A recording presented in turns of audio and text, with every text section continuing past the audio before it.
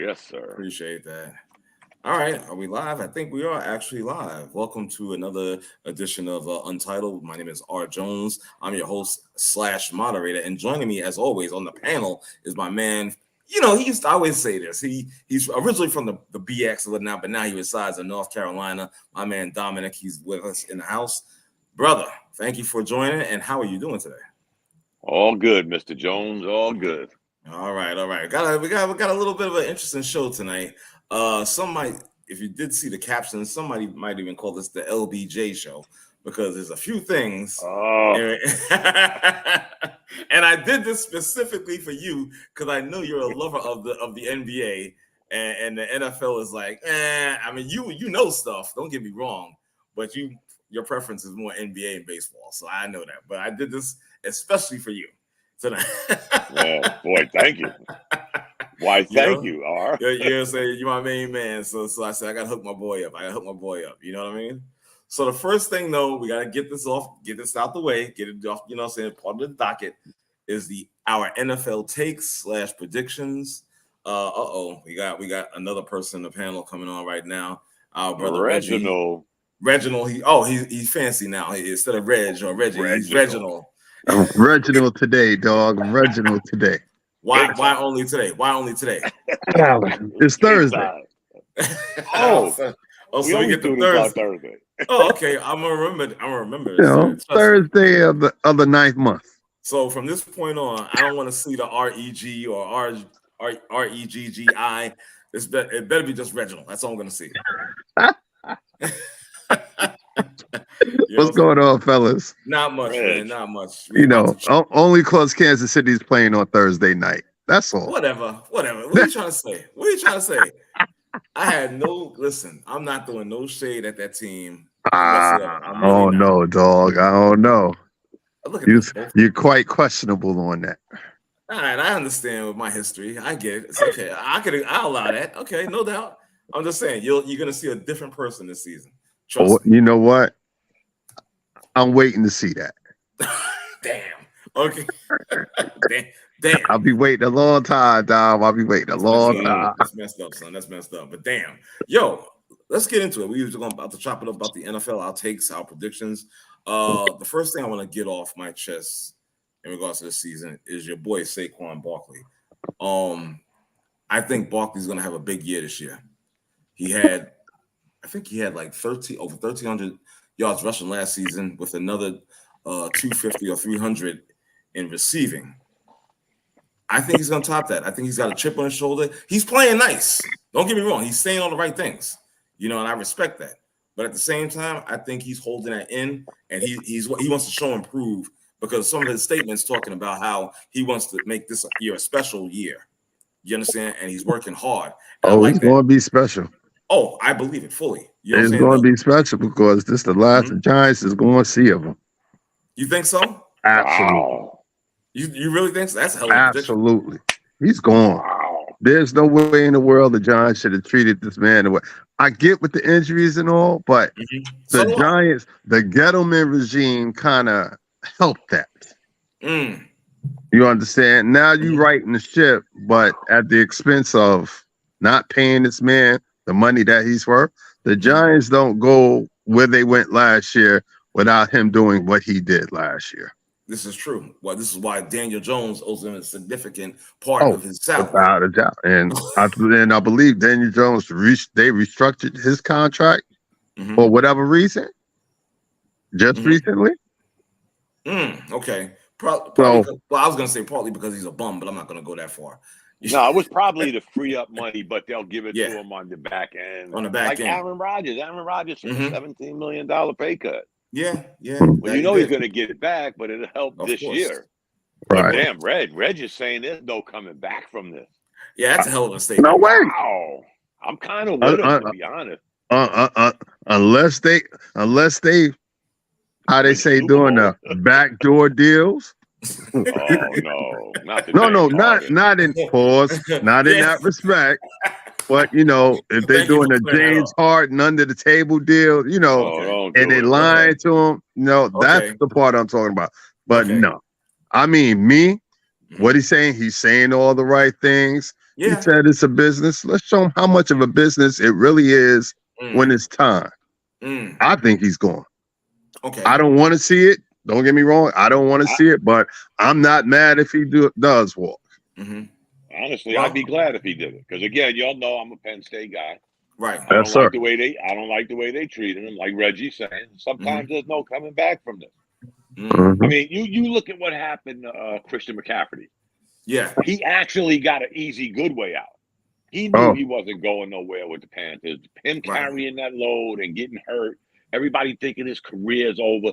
Hence the reason the Panthers really got rid of him. They're like, well, he's gotten hurt. Ours on his last leg. This guy still proves he's probably one of the best all-around backs in football. Probably. Goes to a good team with a better offense, not geared around him and Cam Newton. Right. And there he goes. Oh man, let me stop you guys. I am excited right now. All right, my boy. There you go. There he is, the return. You know what I'm saying? Straight from in the paint. You know, back from the blog talk radio days. Marshall, welcome to Untitled. Your mic is live. You can join in anytime, sir. How are you? Okay, can you hear me okay? We can see you. We can hear you. Okay, you look relaxed, brother. You are I am relaxed. Very relaxed. Go ahead and, sorry, I'm kind of just sitting here in the chair. It looks comfortable. You look good, man. It's a long time. Relax. So what do we think about this game tonight? Because to be honest with you, with Travis Kelce being hurt, and we don't know, because he's listed as questionable. He's out. He's out. Officially out. Guess who's got a chance to win? Well, here's the thing. You know what? And again, I'm not rooting against. I really am not rooting against Kansas City. You are. No, I'm not. Whoa. No, really. I'm gonna let Dom handle my. I'm gonna let Dom handle it. Hold on. And my man David is here as well. Your mic is live. But I'm telling you right now, honestly, Detroit is a tough team. Last year we seen it. We didn't really think too much of this hiring of this guy Dan Campbell. You know what I'm saying? He got these guys to play hard all game long. You understand? From the first quarter to the last quarter, he got these guys to play. Yeah, did they lose games? Of course they did. They're the Detroit Lions. But the bottom line is they never gave up from the start of the season all the way to the end. So, and again, Kelce being out, that's Mahomes' main man right there. And he's got other weapons, don't get me wrong. But at the same time, you never know what can happen. You never know. I'll just leave it at that for now. Okay. Anyone else want to add to that? No, not really. You're right though about that. If you really watched the Lions last year, they basically beat themselves. But yeah. Even that being said, they still hung around. Exactly. Quite a few games. Yeah, they won some games they wasn't supposed to.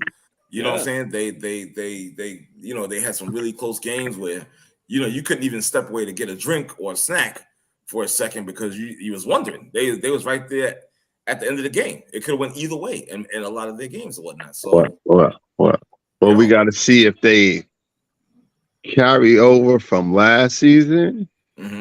That's what we're waiting to see. But tonight, I don't know. You in Kansas City. That's Well, I get it. That's a large mountain to climb. Let's just start there. When you look at it, guys, with all the topsy-turvy in the NFL, there's only one team in that division they should be worried about, and that's Minnesota. Wait, what? Yeah, Minnesota. Yeah. Wait, please don't get Nick on the line. No, I'm just. Don't get Nick on the line. How you like that? That's the man right there. That's the man. I'm just saying. Look at the standings, and Chicago is Green Bay, new quarterback, missing pieces. I mean, missing pieces, but I hear Jordan Love is looking kind of good. That's. I mean, I don't know. That's preseason, but they said the same thing about that Lance kid in San Francisco too. Whoa! Oh man, did you really do that? Did you really go there? Is it Marshall a Cowboy fan? Yes, he is. If I'm not mistaken. I've been hearing a lot of nonsense this week. I guess some of the talking heads need something to talk about. Of course.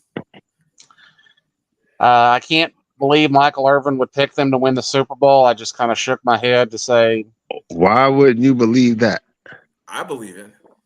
I mean, I'm sorry.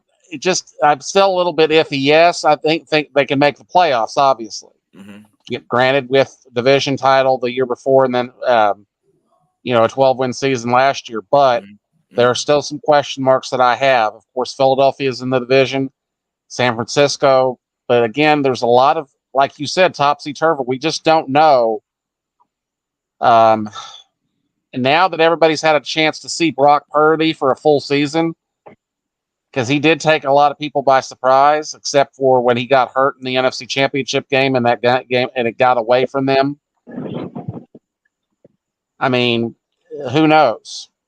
But yeah, as far as the Vikings are concerned, I'm sorry, I'm not sold on Kirk Cousins at all, because, as the late Mark Cunningham would have said, Mr. Picks and Fumbles. Well, guess what?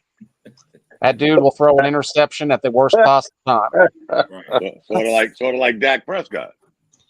Yeah, sort of like Daniel Jones. You could say what you want. We've been talking about this guy for how long, guys? This Cousins long guy. time. Since Washington. We can't just look over the numbers he put. I asked you guys before, have y'all been watching that quarterback show on Netflix?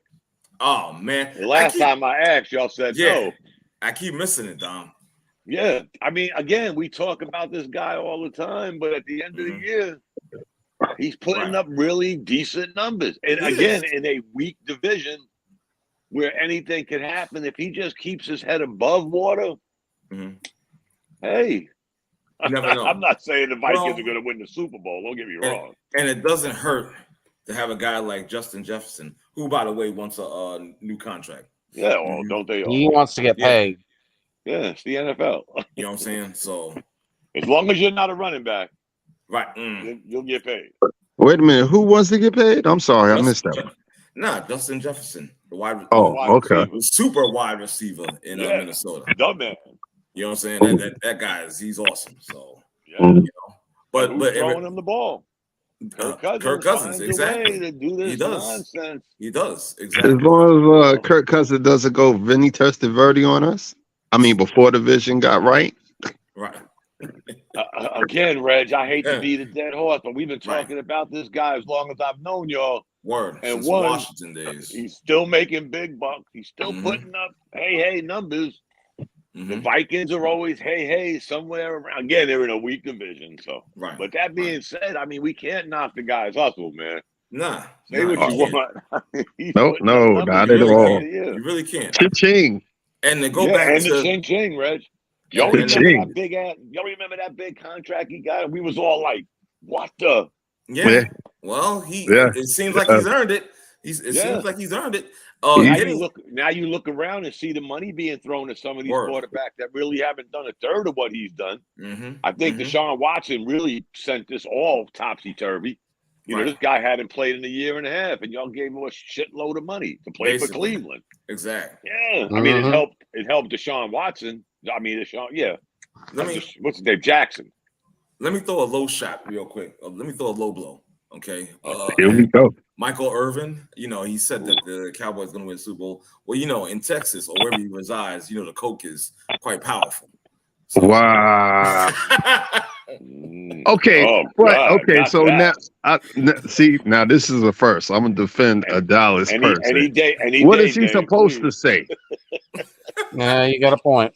What is he supposed to say? See, wait. Even a true Dallas fan disagrees with me. You got a point. I gotta give Mike kudos for the homerism, man. I like Michael Irvin. Yeah. I gotta give him credit for the homerism. I don't know, man. Somebody better what else is he supposed to say? Somebody exactly. needs to what is he going to say? What is he going to say? That Dak Prescott is not going to win us the Super Bowl? That's what he's supposed to say. This is why I'm so glad Marshall is on, because Marshall's a diehard fan of the Cowboys. But what I like about Marshall and his fanism is he's a realistic fan. You understand? There's no there's no question. I mean, there's no I mean, yes, of course, obviously, I would like to see them in the Super Bowl, of course. Again, with the question marks, I mean, until somebody proves that Philly can be knocked off, or San Francisco, or one of the other strong teams, I mean, we're just gonna have to wait and see what's gonna happen. Right. Yeah, I'm sorry, I'm not a huge football guy, so right. I don't really have much to add on to that. But it's good to have you on. Yeah, well, thank you. But Michael Irvin, the first thing I did think of was, Little Sugar. Thank you. Thank you. Come on. Leave Mike alone, man. He's not in the league no more. If he wants Booger Sugar, let him have it, man. No, we're not gonna leave Mike alone. When Mike makes a statement like that, it makes you're gonna look cross. You're gonna be like, come on, really, son? What is he supposed to say? You know your history. Nothing. Don't say nothing. Yeah, no, he ain't doing that, Dave. No, then he's not going to do that. He doesn't get paid to say nothing. How many teams are in the league? 32. 32, right? 32. So he had 31 other choices. Thank you. No, what are you gonna do? He's cowboy. He's a cowboy, tried and true. He's not one. He's not rooting for nobody else. He doesn't even root for the Miami Dolphins. And where did he play his college ball at? Miami, exactly. You. Come on now. Cowboy. Roger Staubach, I think he's from Florida too. Tried and true. I think so. Cowboy. So he is. What's your point? But here's the thing, guys. What makes it even crazier is the guy he's on TV with now is a bigger diehard fan than he is. Cowboy fan. Skip Bayless. He's a a Cowboy fanatic. Right. So now you got two of these guys, and they don't even go at each other. They just agree with each other because they both love the Cowboys. Exactly. And Michael, guys, come on. The last time the Cowboys won, he was their wide receiver. Right. That was 30 years ago. Yeah, that was 30 years ago. Really? Mike Irvin is on with Skip? I didn't even know that. Yeah, because now exactly. Shannon is with Stephen A. I don't know. Shannon called Skip. Stephen A. Skip a couple of times. Yeah, I heard him on Monday. I caught it on Monday. He said, Skip. He said Stephen A. had to put a name tag on. Yeah, but he's only doing it 2 days a week. Yeah. Okay. About FS1. Here's the funny thing, guys, and what a time to do this shit. Spectrum has canceled. I know. ESPN, ABC, and Disney. Mm-hmm. Guess where the Jets are playing this week? Monday night football. Right. That's going to piss off a lot of New York fans. Yeah. Me. Yeah. I'm a Jets fan. Wow. Yeah, I am too, but I got Verizon. Yeah. Okay. Y'all heard about that Spectrum thing, right? Yeah. Oh yeah. Yeah, for sure. Well, I'd be mad as hell. For sure. I'm thinking about going with that AT&T little box about this. Yeah. Somebody answer this question for me. I watch Channel 7, the news. ABC. Yeah, ABC. Mm-hmm. And they run commercials talking about Spectrum customers. Yeah. Okay, so who is watching that? If you're a Spectrum customer, you're not seeing the ad. They're saying, this is what you need to do, to reach out to them. But the Spectrum customers aren't seeing that advertisement. No, not at all. It just, it just confuses me. But anyway. Yeah, it is weird. It's been about 2 weeks now. Yeah, it's been about 2 weeks. Yeah. Mm-hmm. So I don't think they're going to back down. I mean, I'm going to call them tomorrow and say, hey, since y'all ain't working deal out, I'm assuming my cable bill is going to go down. Because that's what y'all were saying. Y'all want to save us money. Because ESPN and Disney, Disney actually, because they own the whole conglomerate. Right. Of course. They're asking for too much. You're trying to protect your customer. So that means my cable bill should go down. Right. I just want to throw that out there to see if I get some traction. Hopefully, I am thinking about going to AT&T. Hopefully, you do. Guys. Yeah. AT&T got this little box. It's about this big. Okay. Yeah. And one goes in the outlet, and one goes in the back of your HDMI. And I could go to one of you guys' houses, bring that with me, hook it up to your TV, and I'm getting my cable. Really? In Queens, New York. So that's a little bit wherever you go. That's a little bit different than having a Fire Stick, then, or just a little bit. Yeah. Because this is actually your service. Right. This is actually something. I don't know if Fire Sticks. Hate to say the word legal. I don't know if Fire. They're legal. They sell it in Best Buy, but they're legal, totally legal. I've never got it to work properly, so I never tried it, guys. Honestly. Listen, I'm a proponent of that, to be honestly, because yours is jailbroken. Yeah, and really, it's not even jailbroken. Really, it's not even jailbroken like that. I just add certain things to it, and that's it. I get to watch whatever I want to watch. Do you pay for the things you add? You don't pay for nothing. No, that's not true. That's not true. That's not true. This one service I have costs me $25 a month, but I pay like 3. Sometimes 6 months in advance because it comes at a lower price or whatnot. So let me ask you, please. Do you pay your neighbor when you use their cable? No, this is not a no. So basically, all you need are the internet. All you need is the internet. Oh yeah, for sure. It's the Wi-Fi. No, it's not like our departed beloved brother. No, it's not that type of party. Yeah. Nice try. Listen, where'd he go? I think we had Gareth on for a second. He's there. Yeah, he's there. Okay. Yeah, his mic is muted. Oh, there you go. It's going. I just joined in. All right. Full house. And of course, the bishop is here live. Get off my lawn. Wow. I was wondering what that comment was about, but I said, okay, whatever. Thank you, gentlemen, for joining us tonight. Welcome aboard. Thank you for having me. Oh, of course. Definitely. Speaking of, I was talking about Saquon Barkley. I want to talk about Aaron Rodgers. I think Aaron Rodgers. How many MVPs does he have again? 3, 4, maybe 3, 4, 3, 4. I know he went back to back. I'd have to check, but I know at least 2 that I know of. Yeah. Okay. I think, believe it or not, it's gonna sound crazy. It's gonna sound crazy. I think he's got another one coming. Is this gonna sound Mike Irvin-ish? Well, it a little bit, but without the white sugar. Okay, so again, I think Aaron Rodgers is gonna take this MVP this year. I see the Jets actually taking the AFC East. Four-time MVP. He's a 4-time MVP. 4-time. What? Yep. Wow. What? No, and that doesn't mean I'm not changing. No, I am not changing my allegiance. I'm still going for Buffalo. But however, I did say recently the window is shutting quickly. Diminishing. I did say it, and I also alluded to the fact I'm not liking what I saw of Josh Allen last year. Okay, so you're hedging your bets.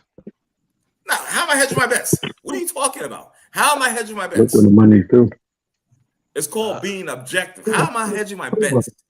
So you throwing it out there that you're gonna be a bandwagon Jets fan once they start winning. Once they start winning, you're gonna be a bandwagon Jets fan. No, I am not. No, I am not. No. What I tell you all about opening that window for Bishop. This Damn, guy, man. Y'all don't learn, do you? Anything and everything I say is under the microscope with this dude. I'm like, yo, bro, get off my lawn. Okay. Wow. It's been really interesting because I'm down here in North Carolina. And I'm seeing like a whole bunch of Jets paraphernalia, like all around town. I'm like, wow. Listen. Dave and Tom, I'm apologizing. For what? Can I apologize? Okay, go ahead and apologize. Yes. I'm apologizing in advance because I don't think it's going to be a good season for the Jets. Oh, no, Reg. I don't think so. I don't know, Reg. Listen, guy, man. And the only reason why I say that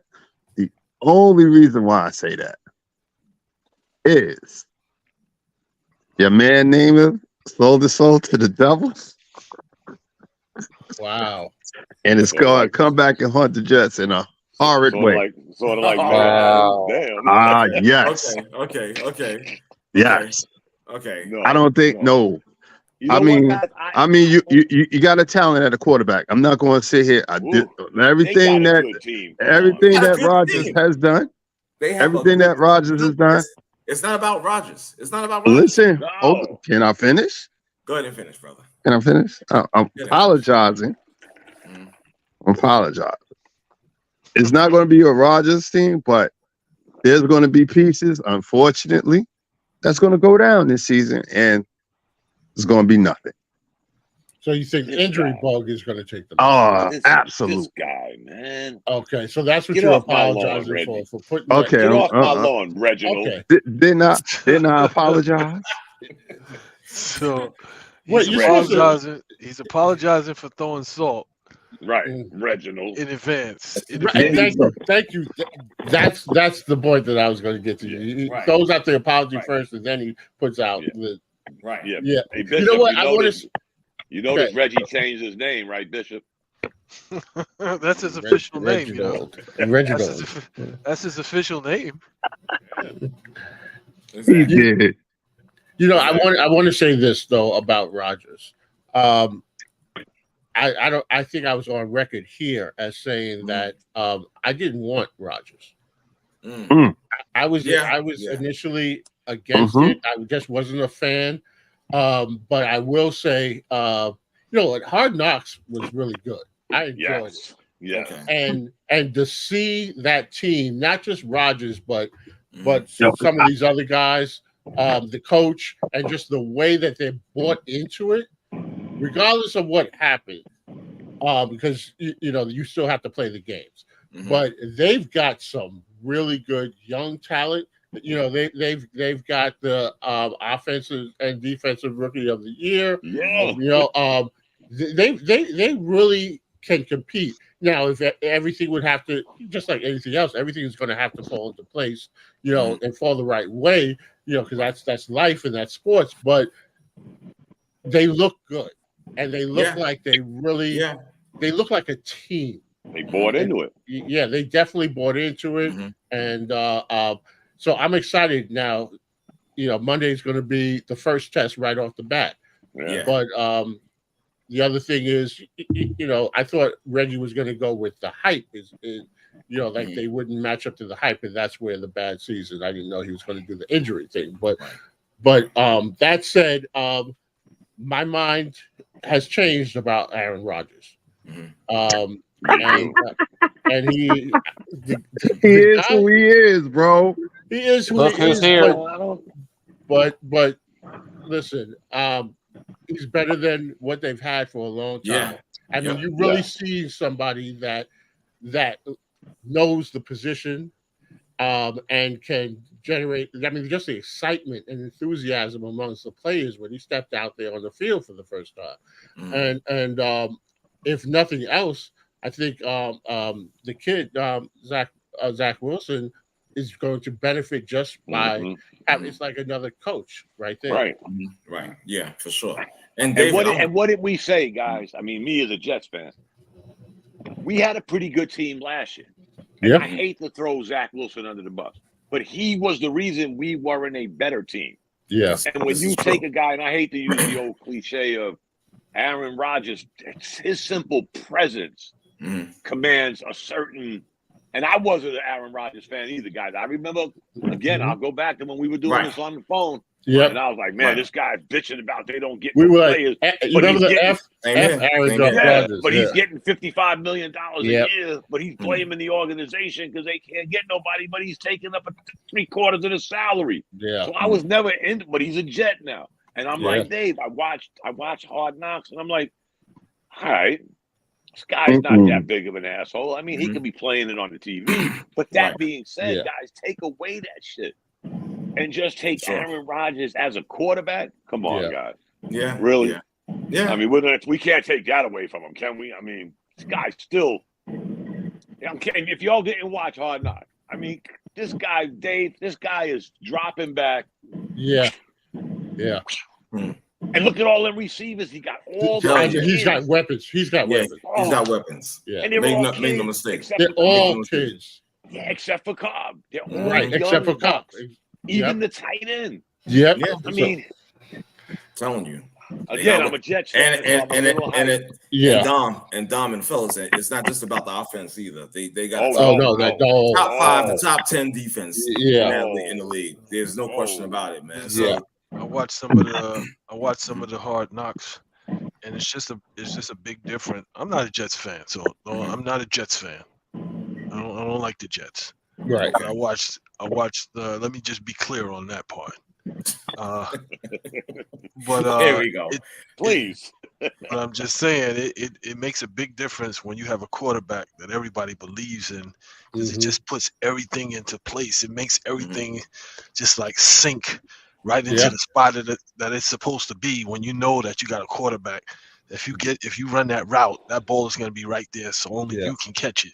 Right. Yeah. Or if you cut out and you get past the defense, his arm is good enough to hit you.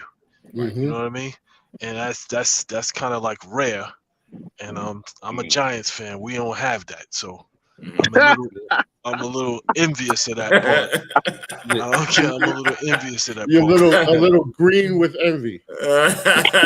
Okay, so can we flip this? Of course, of course. Can we flip this? I'll go and flip it.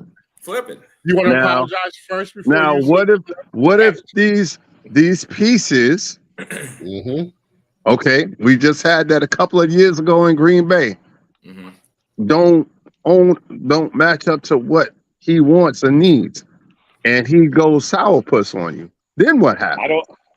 Can I just say one thing to that, Dave?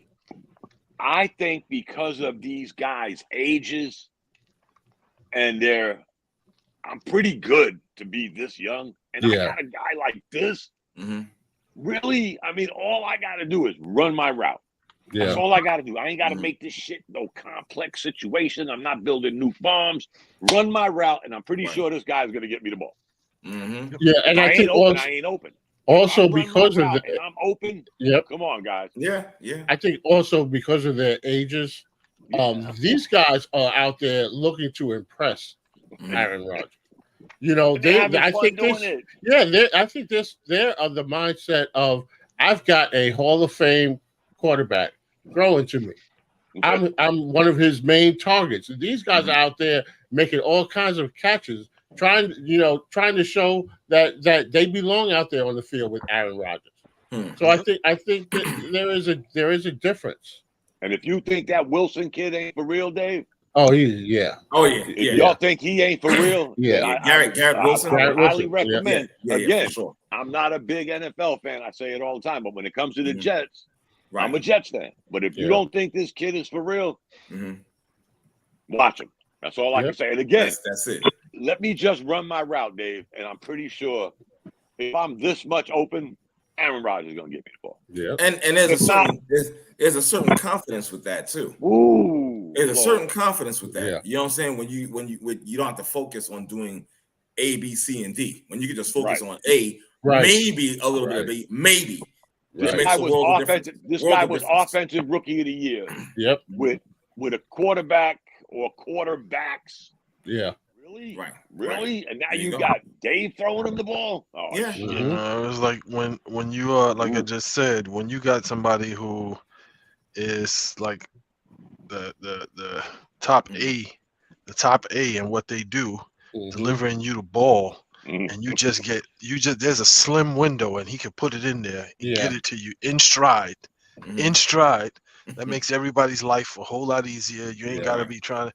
It makes everybody's life a whole lot easier. Yeah, definitely. And it makes the game a whole lot easier. Yeah. You start the game off. Next thing you know, you like 14 zip.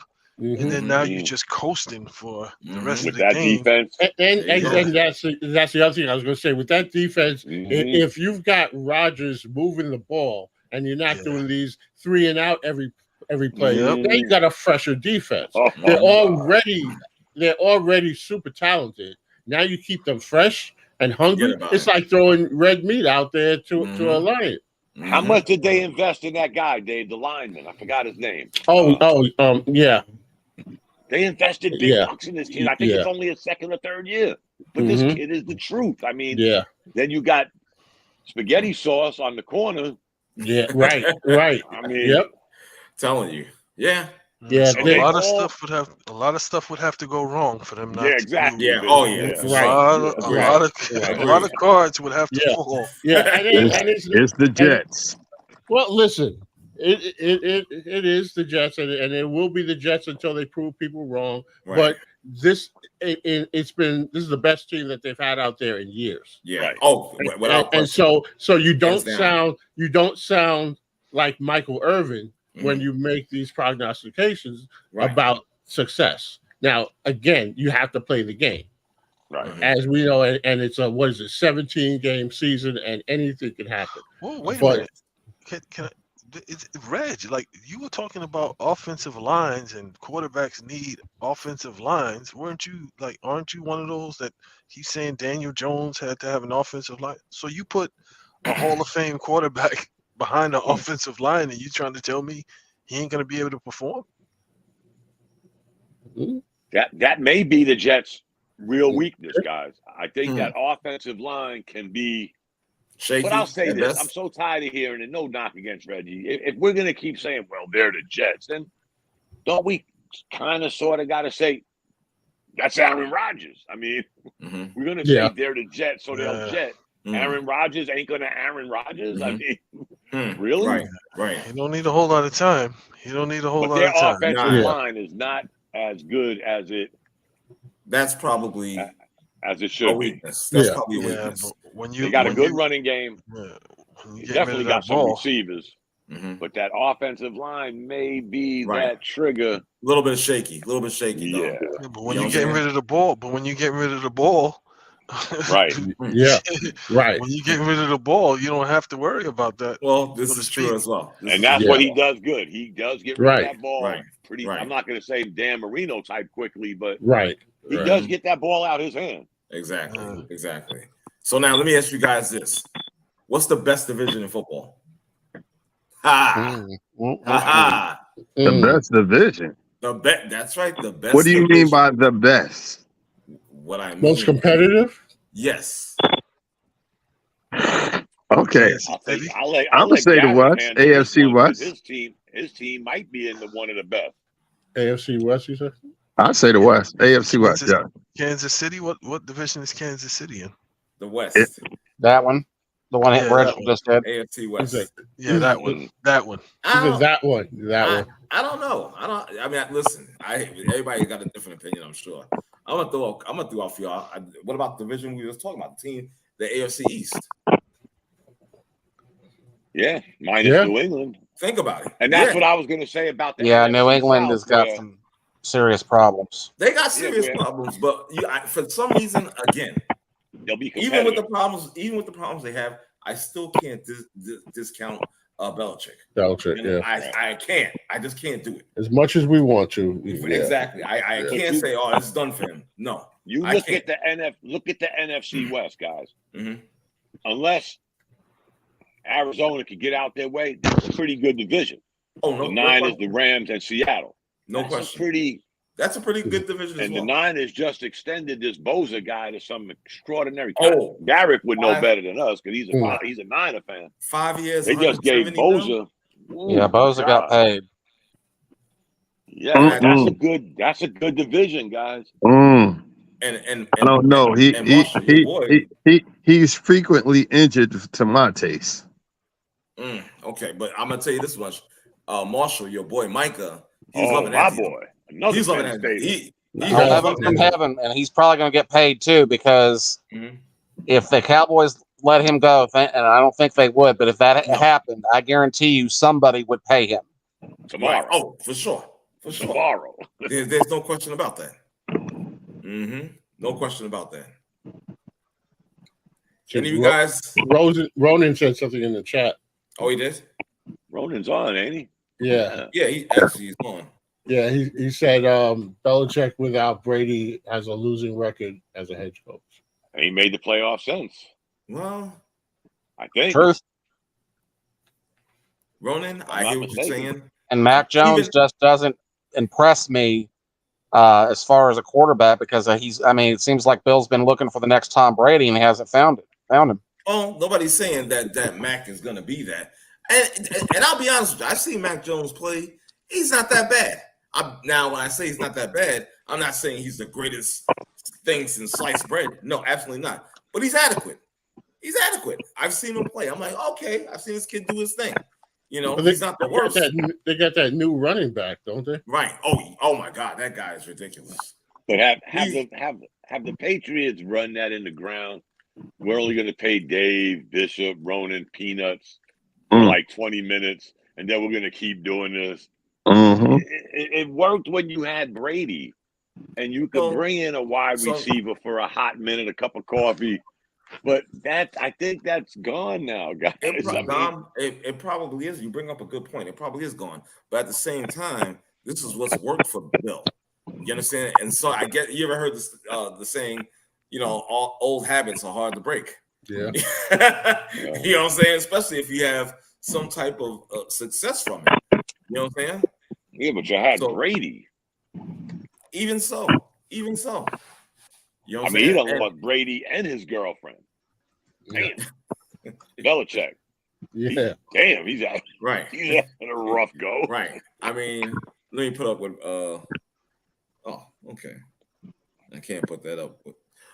Sorry, I can't put those comments up, Ronan. This StreamYard doesn't allow me to do that on this private chat. But however, I get what you're saying, Ronan, but again, I can't take away from Belichick, no matter what, even without Brady. I think he still could make something happen. He can make this team still be competitive. That's just my opinion, of course. To be fair, they did make didn't they? Not last year, but the year before last, they did make the playoffs as a wild card. I believe so. Yeah, I believe so. They haven't won a playoff game without him. Well, okay, understood, but at least they made it. I'm not mistaken. Any other guys have any other any predictions, hot takes? Anybody? I'm tired of being the only one throwing shit out there. Not about. Welcome to the party, host. Detroit 6-0. Detroit 6-0. Okay, there we go. Okay. Come on. Yeah. Really. They are driving, and they did convert a fake punt, a fourth down from a fake punt deep in their own end. See, they playing. It sounds like somebody's playing. Speaking of which, they just scored. No. Okay. 6-0. 13-0 or 6-9? 6-0. No, they just scored a touchdown. Yeah. Oh, okay. See that? I'm just saying. Well, y'all saw my text earlier. I'll pick the Chargers. How much time left? Oh no, it's first quarter. First quarter. It's plenty of time.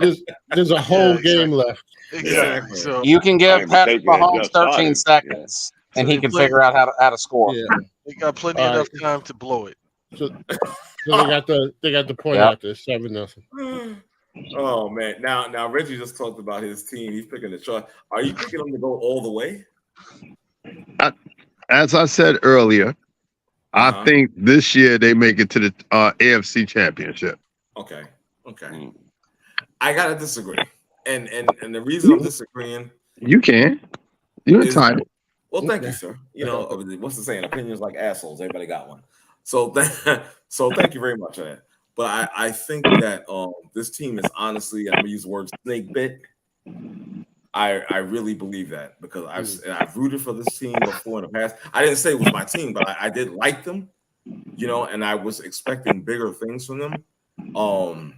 And it just hasn't materialized for whatever reason. And I think that trend is going to continue. I think it's the coach. What happens when you bandwagon? It's the coach. It's the Staley? coach. No. What is this? Brandon Staley, something like that? Whatever the coach name for the Staley, yeah. It's the coach. It's the coach. If he doesn't make blowing a 24-point lead in a playoff game, you have a point there. Yeah. But didn't they have a similar problem with the previous coach? I think it was Anthony Lynn, if I'm not mistaken. I'm not going to go there. Man. I'm just saying. I'm not going to go there. No. You're saying what you're saying, but me personally, I think he got a raw deal. That's just my personal opinion. Mm-hmm. He got a raw deal. Okay. Yeah, Reginald, you're right. Anthony Lynn really just didn't get a chance to do much. Mm-hmm. I No, no, know, no, no, no, no, no, no, no, no, no, no, no, no, no, no, and no. I don't know, man. I He don't know, didn't. bro. They were just starting. They were just starting to build that team. I don't know, bro. And once Herbert got them pieces, they said, Lynn, you out of here. Let's give it to somebody else. And then look who they give it to. Come on, bro. No, stop it. Stop it. Don't do that. Don't do that. Don't do that. I gotta do it. I got it. You gotta do it, but you know what it was. No, he got a raw deal. Sorry. Did you guys notice this is the other version of Reggie, the Reginald. Reggie, yeah. This is the alter ego of Reggie. Exactly. Let's be prepared. Let's be prepared. It's a reckoning. It's a reckoning. Oh man, you guys are funny as hell, man. You guys are funny. Oh man. You know what I'm saying? So like I said, the NFL 2023 season is upon us. You know, with this game, Detroit versus Kansas City.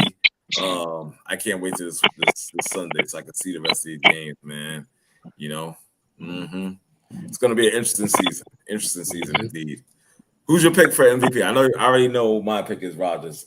Anybody want to throw something out there? Any Mahomes cheers? Yes, I'm going with Mahomes. Okay. Wow. That's right. This doesn't surprise me at all with the Bishop, of course. Yeah. Mm-hmm. Okay, let's go.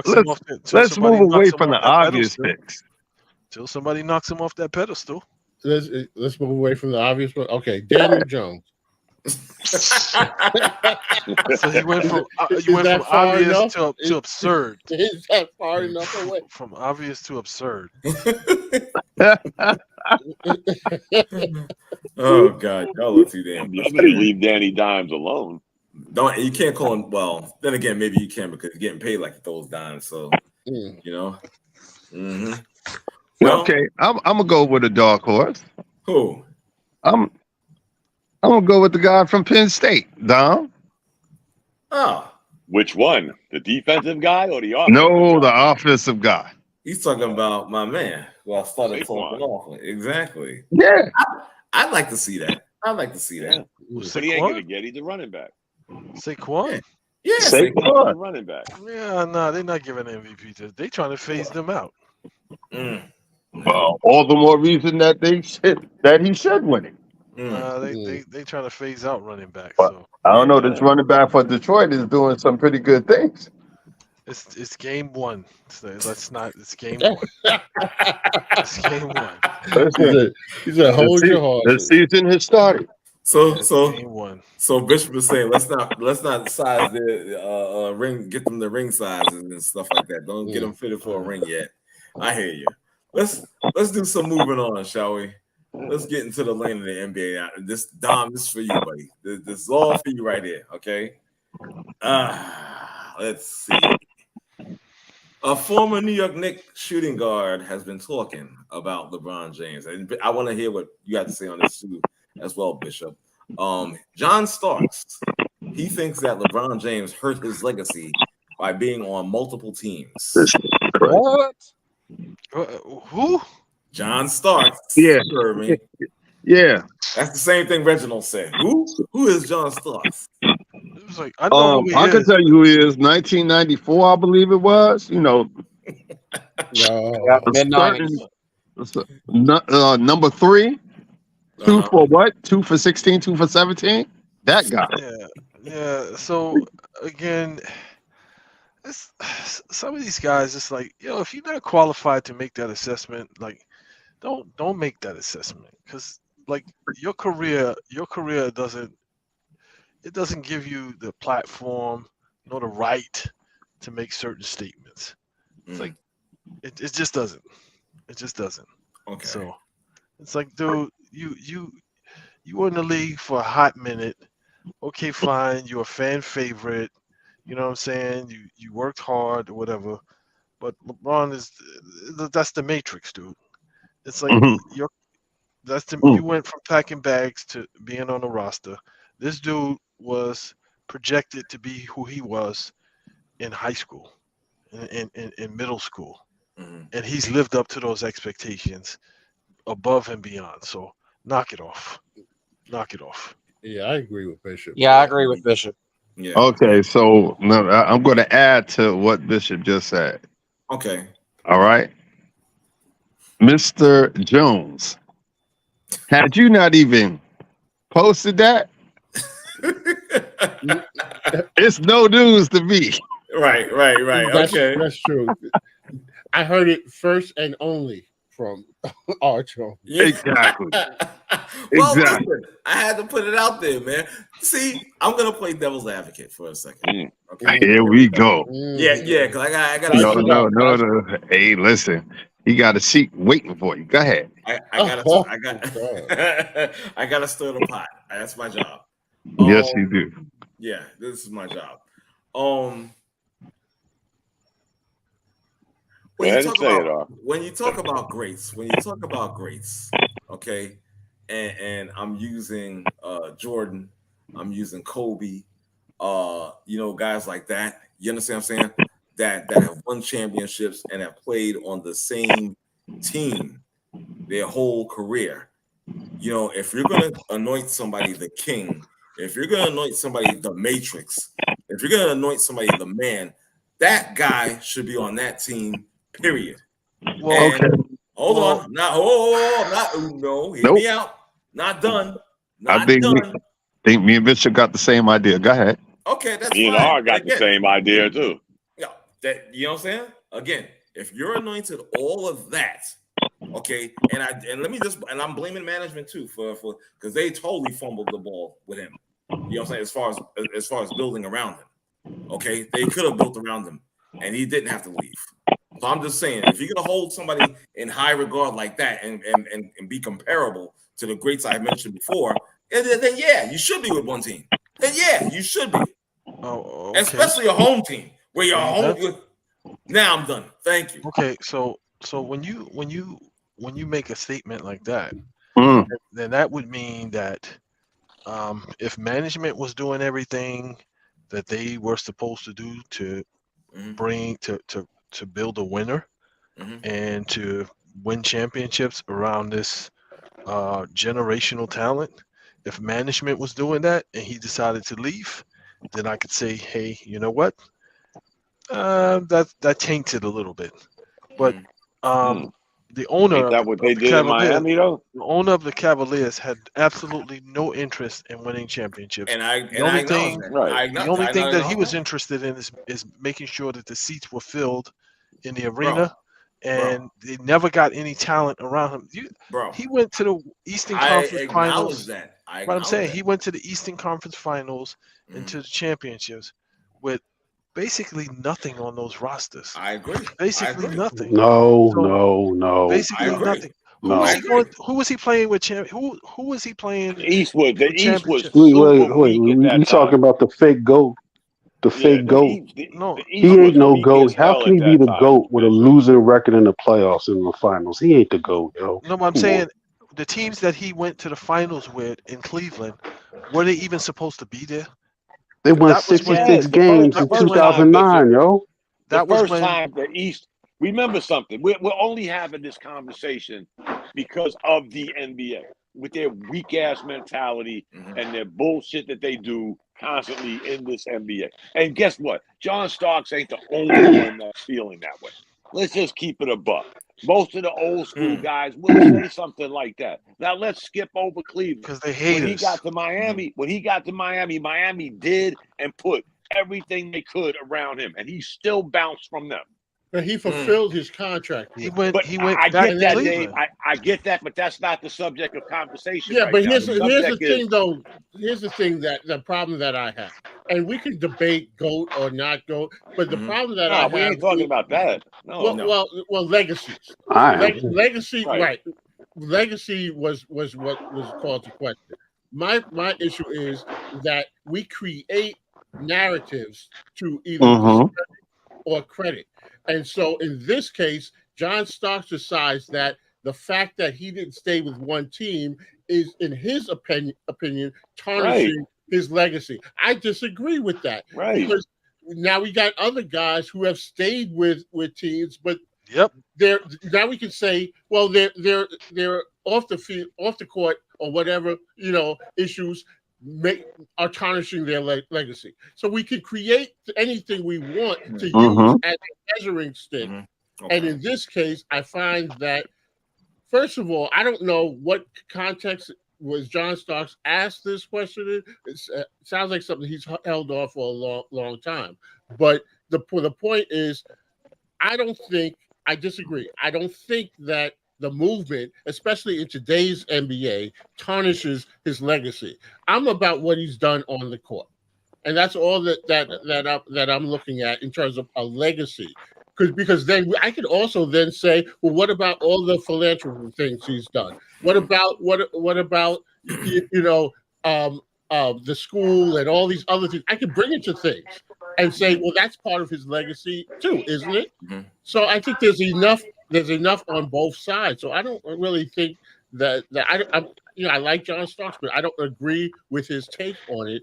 And that's just it's an error. It's an error thing, Dave. He's not qualified to make that assessment. And when you compare Kobe and Mike and those franchises build teams around those guys. Yes, they built winners around those guys.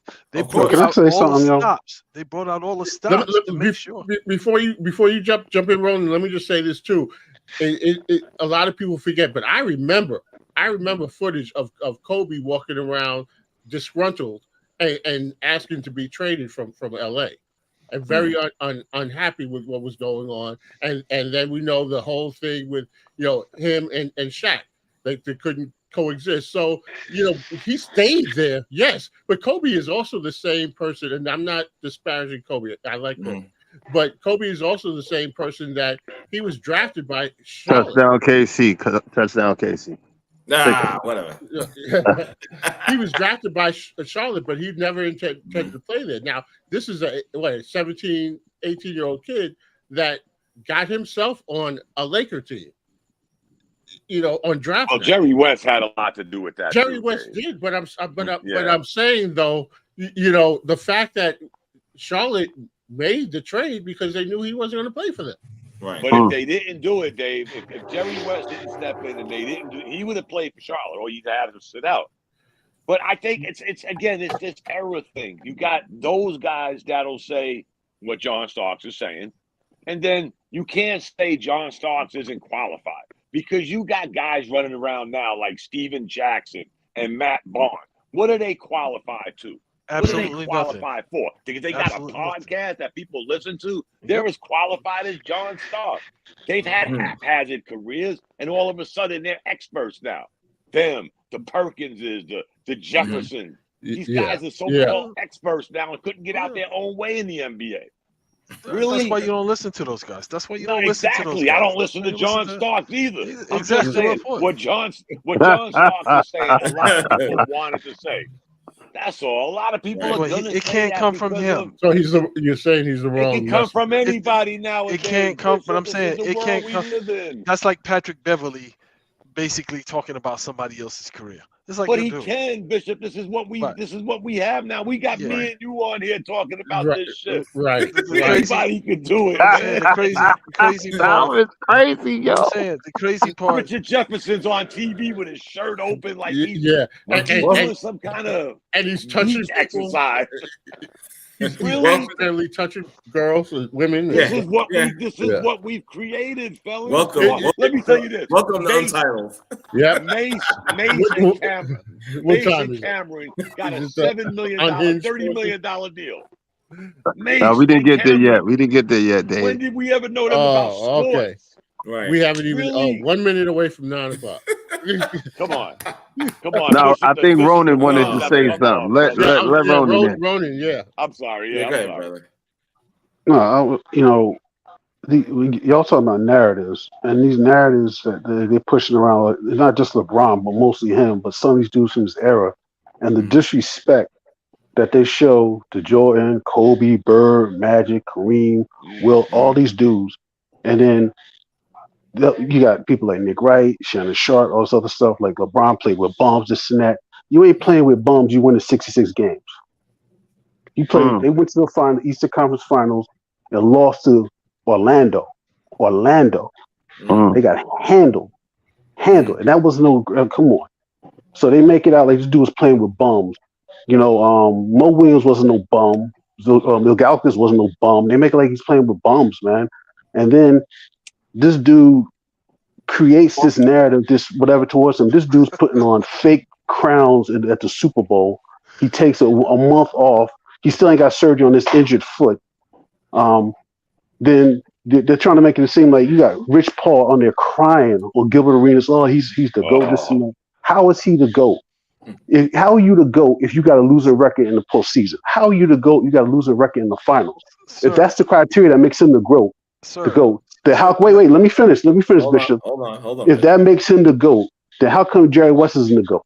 He went to 9 finals. He lost to the Celtics, the greatest team of that era. How's Wilt not the GOAT? And he's got records that seem like a video game.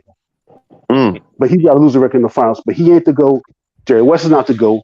But LeBron could be considered the GOAT because they won against Golden State. Come on. I'm not saying that he's not great. I'm not saying that. I'm not saying that he's a top 5, top 10 player all time. But this dude is always tweeting playoff mode, all this other nonsense. Well, there was no Twitter back then. Ain't none of these other players doing that. He brings it on himself.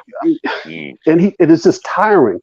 Nick Wright, Shannon Sharp, Gilbert Arenas, this clown, that clown, all these different clowns and stuff like that. And for me personally, I'm tired of it. So I want him to retire. Brady's gone. He needs to go. And when Rodgers, whatever happens to Jets, he can go too. And the sports world to be a happy, shiny place again. All right, Ronan. I like that. It's good to have Ronan on. Ronan. Let me ask What's you up, Bishop? Go ahead, man. The players that you named that he was playing with when he was in Cleveland, you said Mo West, Mo Williams. You said Mo Williams. You said he made the All-Star team that year. Ilgauskas, yeah, he every once in a while, when you're playing with LeBron, he helps you look better than you are. He helps you look better than you are. I disagree with that. Mo Williams played Ilgauskas. He had Delonte West at one point. He had Boobie Gibson. Right. Boobie Gibson, J.R. Smith, Varejao. So these guys, Antoine Jameson. Yeah. So all right. So he had all these dudes. No, I'm not saying if you're in the NBA, you're not a bum.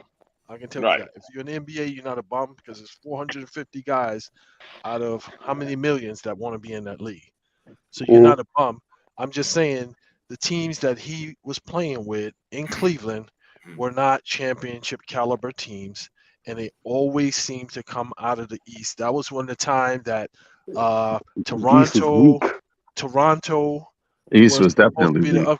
Up and coming. East was weak. But I'm just saying, but they still had to play the games, and they still came out of the East. Nobody else did. Right, and he still had to play with the players year after year. So what I'm saying is, if you are playing, and we've seen this before, where these guys have wasted their careers, wasted the real productive lives of their careers playing for a franchise that's not interested in winning titles. They're interested in filling the seats and selling jerseys. Why would you want to waste all of that talent and your time? Why would you want to waste that there with this franchise? Why not go someplace else and win a title? Yeah, I'm not criticizing him going to Miami. I'm not criticizing any of that. I'm saying that the narratives they put out with LeBron, I watched this dude go to the finals in 2007.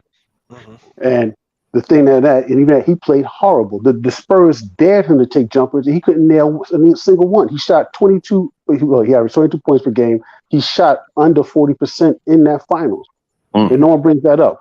They also don't bring up the fact that they would have won that series. That was Game 5. He had that monster game against Detroit. That was when he was not playing like that for that whole series.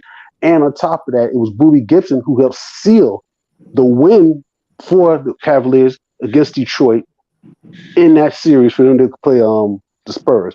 No one brings that up. They gloss over all the stuff, the Nick Wrights and stuff like that, and they act like people don't know this stuff, like they don't watch the NBA. And people like Gilbert Arenas, who has to be insane, who was playing at that time, who got playing on that 41-win team. They look at the East. The East was weak, and they make these ridiculous statements like, "Well, the Boston they formed a big three to stop LeBron." That is ridiculous. That's just patently false. So let me say two things on that.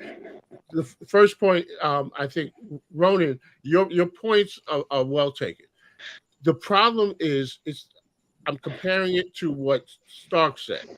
Starks made the equation about the legacy being tarnished because of the movement of the team. Ronan, you're making a better argument than Starks did on why the legacy would be tarnished. If you wanted to pick the narrative of LeBron James's legacy being tarnished, Ronan, you gave examples how somebody would argue that. That's a lot different than what John Starks did. Right. So if we're talking about Starks' comments, I don't think they fit, and I disagree with them. I can't argue with, even though I may not necessarily agree with everything Ronan said. You've made a great argument to what may be used as a tarnishing measure for LeBron's legacy. So I think that right there is the argument that should have been made. And the second point I want to make though is, Ronan, when you say nobody is saying and they're glossing over, LeBron has as many detractors as he does, support. So there are plenty of people who are making the narrative that you're making or similar ones, and they will bring up those things. So I think that it's not a case where everybody's walking around and they're feeling one way about LeBron. It may be 50-50. I can't tell you what the numbers are, but it's definitely, there are a lot of LeBron detractors.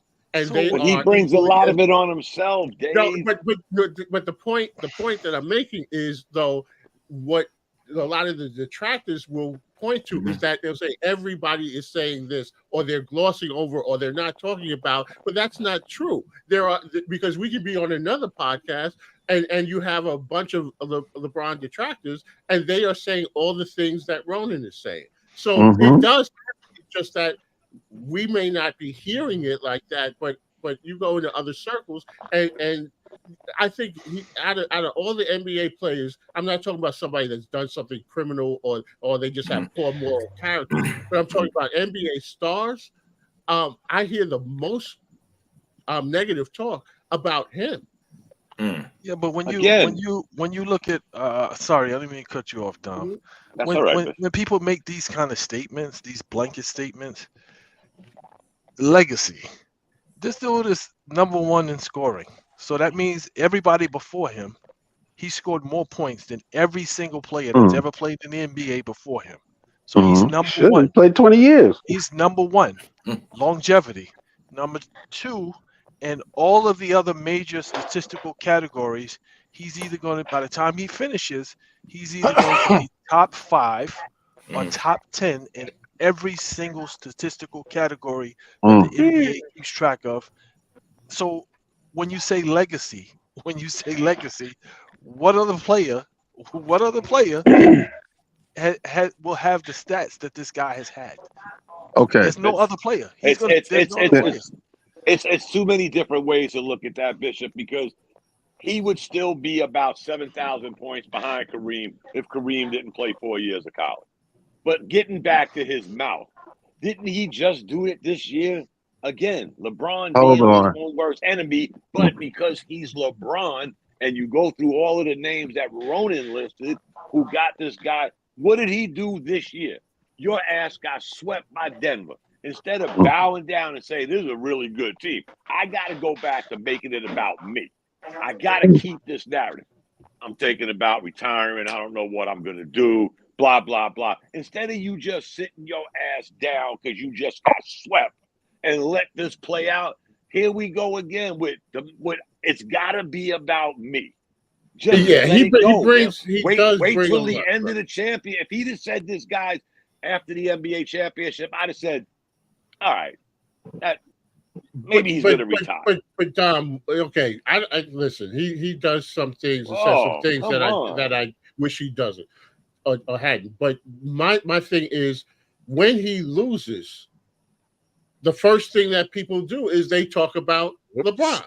They because don't talk he does about it, Dave. He does it himself. But the point is that if it was him on an island by himself, and the only one that's talking about it. But even when LeBron wins, people point to everybody else. But when he loses, then it becomes LeBron this, LeBron that. He is the story. Like it or not, he is the story. When he was a 17-year-old kid coming out of high school, he didn't have that much power to create the narrative that was created for him. ESPN did that. Sports Illustrated did that. And so when he came into the league, it wasn't like, who's listening to a 17-year-old kid talking about how great he is? It was the media that pumped him up. And then what did he do? He lived up and exceeded a lot of the hype, which a lot of people thought would be impossible. And so he came into it being talked about. And the fact that he talks about himself, well, that's him. He can talk about himself. But does everybody else have to? If they're does he have to, Dave? Like, I'll give you a great example, Dave. A lot of people talk about themselves. The crazy game in Miami when all the fans left the arena and Ray Allen hits that shot. Right. You never heard nobody on San Antonio saying, well, you know what? If we would have got out on a three-pointer, if I would have said no. Most teams lose and they move on. They may have a couple of comments, but it's always got to be about him. And I understand. You're LeBron. You can control the narrative, but when the narrative controls you, don't get your panties in a bunch. But Dom, okay, and again, like I said, there are certain things that I wish that he doesn't say. Okay. But I will say this: who's the one that they're looking to talk to all the time? When it goes wrong or they need a comment, they're going to want to know what LeBron has Boobie to say Gibson. They want to know what Boobie Gibson has to say. I get that part, Dave. But he'll even take that. Like the time he got on the stage and he didn't like the question. And he gets up with his little shorts on. And he bails out. Right. I mean, the same thing he did this year when you got your ass swept. You didn't see Jordan do that. When Jordan lost, which he didn't in big games, but when he did lose, he walked away and said, okay, maybe I'll be back next week, next month, next year. Okay. He didn't build the storm. Maybe He was part of the storm. Maybe he's a sore loser. So those are personality flaws, baby. Maybe he's a sore loser. Hold on. Let me hear what Reginald has to say. Okay. Go ahead, Reginald. Here we go. We're talking about legacy, tarnishing legacies and stuff of that nature. Okay. This is what it's about. Freak everything else about LeBron James, this, that, and that. Number one, you talk about the old timers. Okay. I think Dom said something about eras. It's a different era. It's a different NBA. It's new. LeBron, coming out of high school, they said whatever they said about him. Okay. He lived up to expectations. What he's supposed to do? They said he was supposed to win championships. He did that. Yes or no? He did. He did.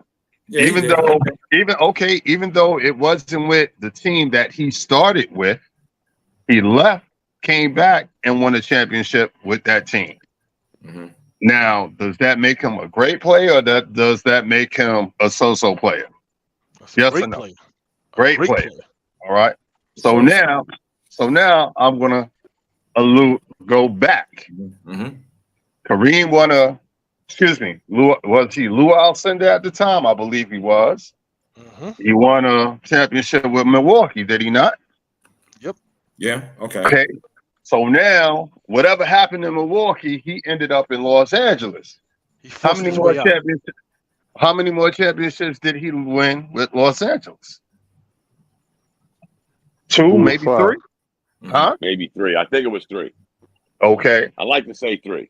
Okay. So now he became the great all-time scoring leader until LeBron did what he did, right? But we don't give Kareem the flack of leaving because of the situation that was happening in Milwaukee. It was the same thing that happened. And believe me, I'm not a LeBron fan. Not saying I dislike him. He's a talented player. He did what he was supposed to do. When Kareem left Milwaukee to go to LA for whatever the reasons was, nothing was being said. He went and he won the championship. So give this man the same respect that you give Kareem. No. They Why can't. not? Can I jump in? Can I They jump can't. in? You have to. No, you can't. You have to. Why not? It's Because he's it's LeBron James and Kareem is Kareem. no, because Kareem went from Milwaukee to the Lakers, and he stood there, and it was game over. And I'm not. Again, we got to remember. I don't care how we. I'm just sticking to the topic. It's the world we live in right now, guys. So Right. nobody's really gonna. I'm not gonna sit here and go left, right, because these guys do all this movement. That's the NBA. This is the league that they've created. The inmates running the asylum. I could sign a contract today, want to leave tomorrow, so on and Scooby Dooby Doo. That's the part that people I think are aggravated with, and now it's being directed at him because but he didn't do that. He honored every contract that he ever signed. Though. Yeah, nobody's debating that, guys. Nobody's debating. You got people that are saying, you know what? This player movement, this player empowerment, what has it really gotten the NBA? And you got the head honcho of this, who was basically the orchestrator of all of this. The big three, the movement, the this, to that. I'm not knocking what he did, guys. Don't take it the wrong way. Every one of y'all are right. He fulfilled his contract. He moved on after his contract. But you know what? There's a time where, again, as much as I hate Miami, you can't say Miami didn't do everything in their power to keep this guy and build around him. Why did Remember he go back when to he Cleveland? got there, he didn't know how to win. Why did he go back to Cleveland? Why did he go back to Cleveland? Why did he go back to Cleveland? Why did he go back to Cleveland? Because he could. It's just like Dave was saying. Because he went back to Cleveland. He could have went back to Cleveland. He went back to Cleveland because he realized. Nobody's debating that, guys. He realized I don't want to get this misconstrued. Yeah, nobody's debating when your contract is up. You can do what you want to do. Don't but back in about player movement. Let's not overtalk each other, guys. Sorry, go ahead, Reg. Back then, you didn't have that because the owners were different. You understand? You didn't have player movement. Different. What happened? The game was different, Reg. We know that. Yeah, exactly. So you had either two people playing, Boston or LA. There was no in between back in the 80s. Then Detroit came along a little bit. Then Chicago came along in the 90s. Okay, you had teams that were, for lack of a better term, dynasties. Okay. Let me before you get started, Bishop or whoever that was. Let me just segue this even further with LeBron James. I guess on that podcast, I believe it was Gilbert Arenas, where he was saying about LeBron had a harder path than Michael Jordan due to outside criticism, i.e. social media, i.e. this new news media, and etc. What are your guys' thoughts on that? That is absolutely insane. What he just said. This is what we what have he now, just guys. said. We went over this already. Yeah, hold up. I got. I agree, Don. We did. But I had to throw that out there. That's part of the topic. Doing it all. Everybody thinks they got a voice. We just went over all the names. Ronan brought up all the names. I brought up the Richard Jeffersons, Half Naked, and these 10 million podcasts. What is so hard about that, though? It's just you spilling your guts. I'll tell you this, guys. If there's really players in the NBA that are taking what's going on social media seriously, like it's real life, they're weaker than I thought. And that's not your job. Your job is not to fulfill some Twitter head's obligation. Your job is to go out there and play ball and do the best you can. Not to worry about what Twitter. And guys, believe me, and I'm gonna stop here. This is what's wrong with the Knicks. The Knicks and the Knicks fans have gotten themselves so wrapped around social media that they think they're really controlling the team. and Dave's narrative, you got a point. Narrative of what should be going on with the Knicks is supposed to be what's going on with the Knicks. Sell the team. Really. Sell the team. Yeah. So when can I say something?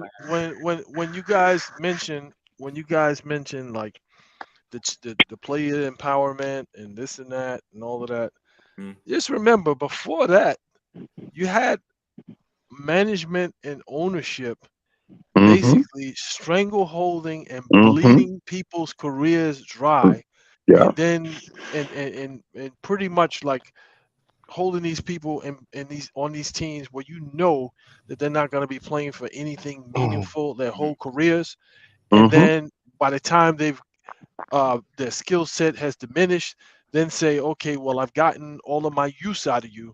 Now I'll let you go because you don't hold the value that you had before. And that was okay. That was okay. But because players now have more of the control and say, well, if I'm a primetime player and you're not going to build around me, I'm going to go someplace that I can win. That's a problem. I don't get that. No, I don't think it's a problem, Bishop. I think it's what you're saying is correct. We're not going to, but you cannot sit here and tell me the shit has not gotten out of control. Like I said, without a doubt, you could say what you want, Bishop, but you got these guys again. We've seen it over and over again every year.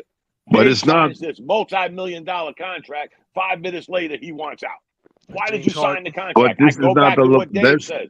You fulfilled your obligation. You can do what you want. Dave nailed it. You fulfilled your obligation. Now you can move on. But now we give you a $215 million contract. 5 minutes later, hey, I don't like you no more. I want out. But that's not LeBron's situation. Can I say LeBron's situation. Right. Can I say something? Please. What Bishop said, I don't disagree with that, whatever, at all. I don't disagree with that at all. And, you know, I have my critiques about LeBron. I'm not trying to tarnish him. I'm trying to, you know, be honest about it because they don't do this. But what Bishop said, that's absolutely true.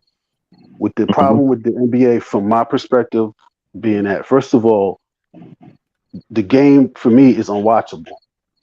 Like I cannot watch the NBA. And you know, you got Gilbert Arenas, you got JJ Redick. They talking this crazy nonsense.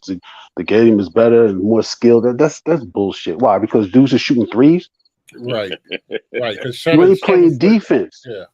Right. You're not playing defense. You're not even trying to play defense. Nope. And this era where they're going to try to now the only thing you're going to try to tell, and this is the thing I'll give, and LeBron is not in this part of this conversation.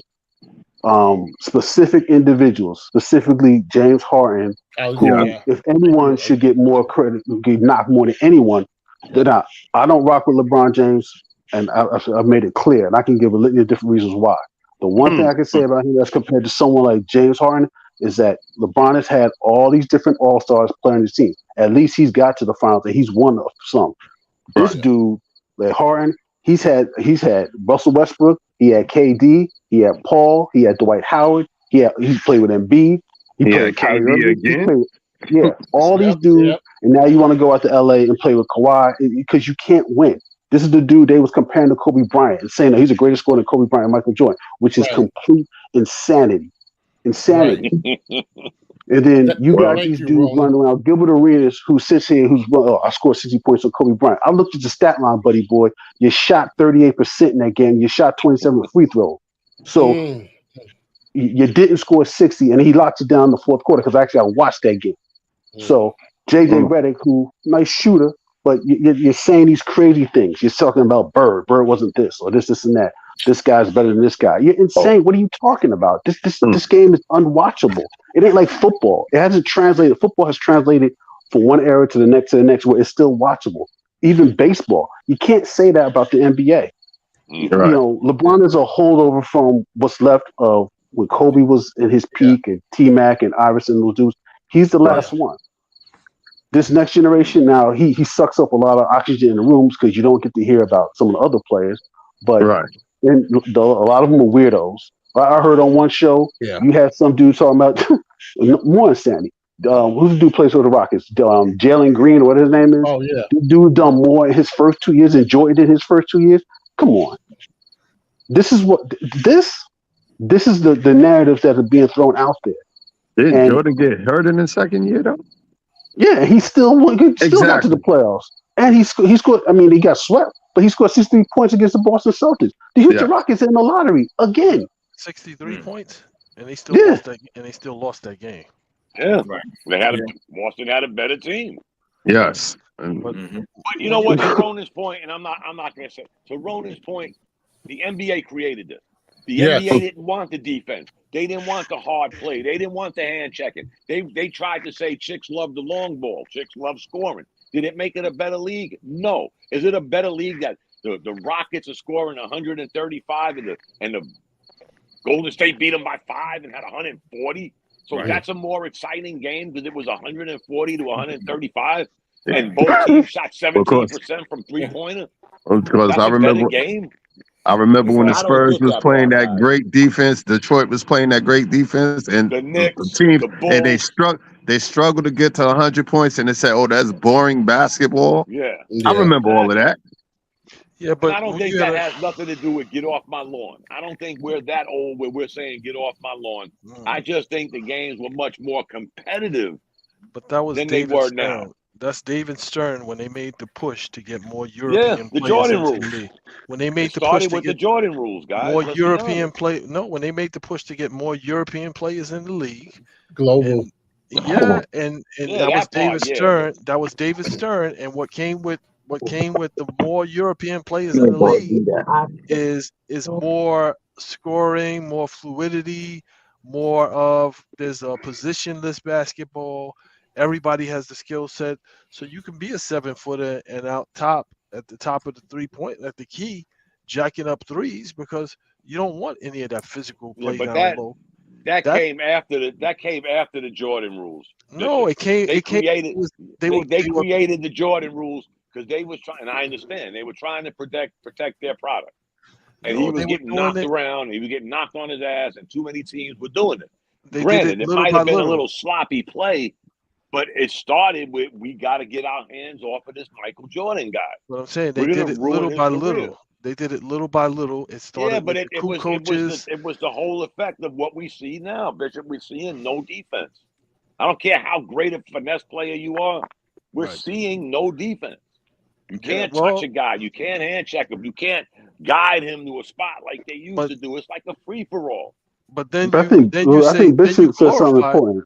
then you glorifying that no defense because the person who won the MVP that you said should have won it back to back wants no part of anything that has Here to do we with go. defense. Come on, stop with So you're that. saying That's no, you're 90% saying of the NBA now. Stop, Bishop. bro. Come on. no. But you're saying no. What you're saying is you're saying that the league has gotten soft. The league doesn't play. They don't want to play any defense. So Right. we've in some instances we've bought into what they're selling because now we are on that bandwagon and promoting guys who don't play on both ends. Yeah, but the problem also is at the younger stages, at the AAU and all that. Yeah. I mean, if you watch these kids play, it's all about the offense, and it's not about. They don't even finish.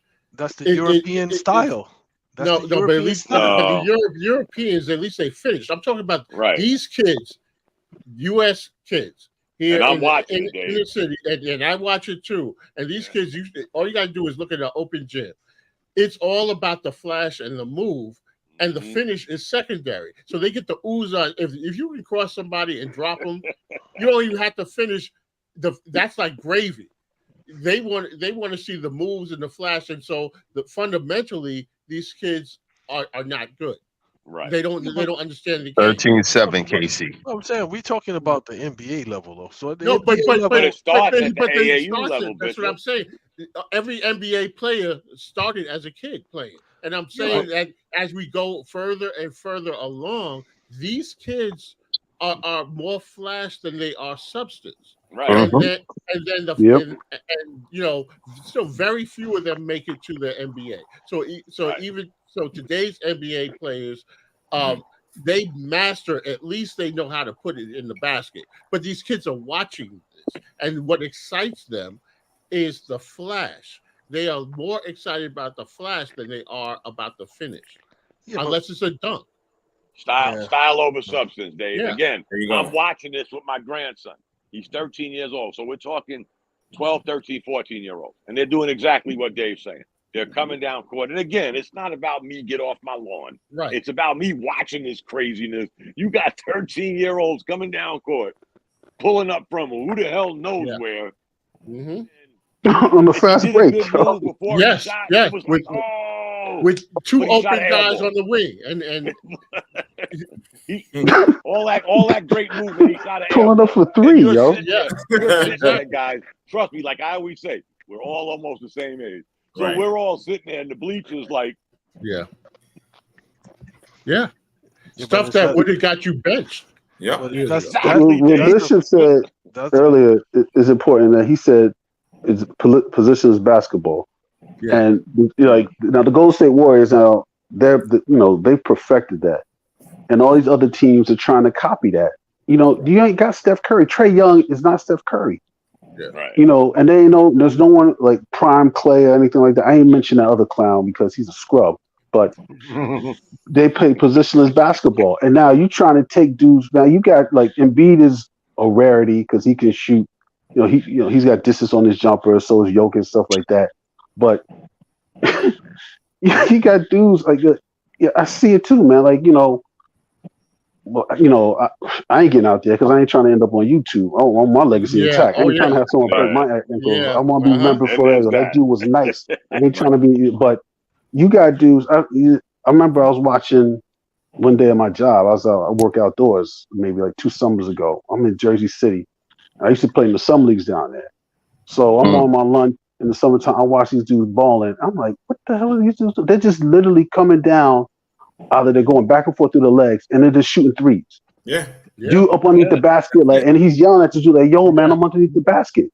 Dude just blowing them off. And it's not, I'm not saying that these dudes aren't talented because I think they are talented, but do I think the league is soft? Yes, without a doubt.